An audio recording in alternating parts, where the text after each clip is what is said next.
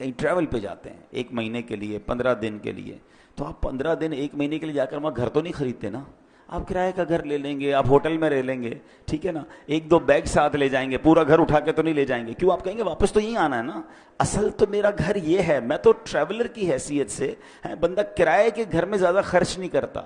کہتا ہے گھر کرائے کا ہے، اتنا سارا اس کے اوپر لگا دوں گا، میرا تھوڑی ہے، میرے تو چھوڑ کے چلے جانا ہے، کچھ عرصے کے لیے آیا ہوں۔ کراچی میں بھی کچھ لوگ ایسے ہوتے ہیں جو دیگر شہروں سے جاب کرنے آتے ہیں، کاروبار کرنے آتے ہیں، مگر اصل ان کا دھیان کیا ہوتا ہے کہ میری فیملی گاؤں میں ہے یا فلاں علاقے میں ہے، میں نے وہاں جانا ہے، میں نے گھر بھی بنانا ہے تو وہاں بنانا ہے، کیونکہ میرا مستقل ٹھکانہ یہ نہیں ہے۔ دنیا میں یہ ساری لاجک سمجھ آتی ہیں، مگر یہ کیوں نہیں سمجھ آتا کہ ایکچولی یہ پوری دنیا ہی میرا ٹھکانہ نہیں ہے، میں یہاں مسافر کی حیثیت سے ہوں، کوئی 50 سال کے لیے آیا ہے، کوئی 60 سال کے لیے آیا ہے، کوئی 70 سال کے بعد چلا جائے گا، ماں باپ کی دعا لگ گئی تو 80-100 سال اس کے بعد تو چلا ہی جائے گا نا، وہاں 25-50-100 سال کی کہانی نہیں ہے۔ ذرا سمجھیے، حضرت آدم سے لے کر آج تک لوگ قبروں میں جا رہے ہیں، کہاں ہیں وہ؟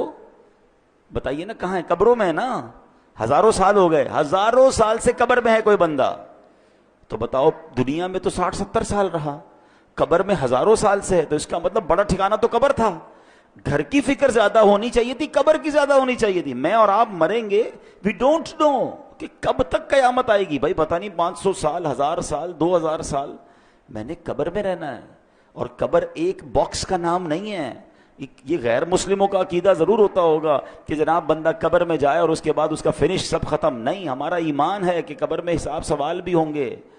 قبر میں جناب عذاب اور جزا ہوگی۔ نبی پاک علیہ الصلوۃ والسلام نے واضح طور پر فرمایا، میرا ایمان، میں نے کلمہ پڑھا اپنے نبی علیہ السلام کا، ان کا فرمان میرے لیے آخری دلیل۔ میرے آقا فرماتے ہیں جس کا مضمون ہے قبر 2 طرح کی ہوتی ہے، یا تو جنت کے باغوں میں سے ایک باغ ہوتی ہے،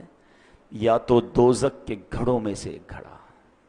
اب پلیز اس بات کو ریئلائز کیجئے، میں ادھر ہمیشہ نہیں رہوں گا،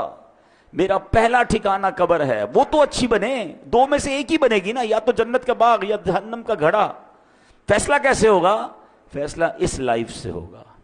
کہ جو دنیا میں 50-60-70 سال گزار کر لائے، وہ ایسی گزاری کہ اللہ راضی، اس کے حبیب راضی، تو پھر تو جنت کے مزے ہیں قبر میں، پھر تو ٹینشن ہی نہیں ہے۔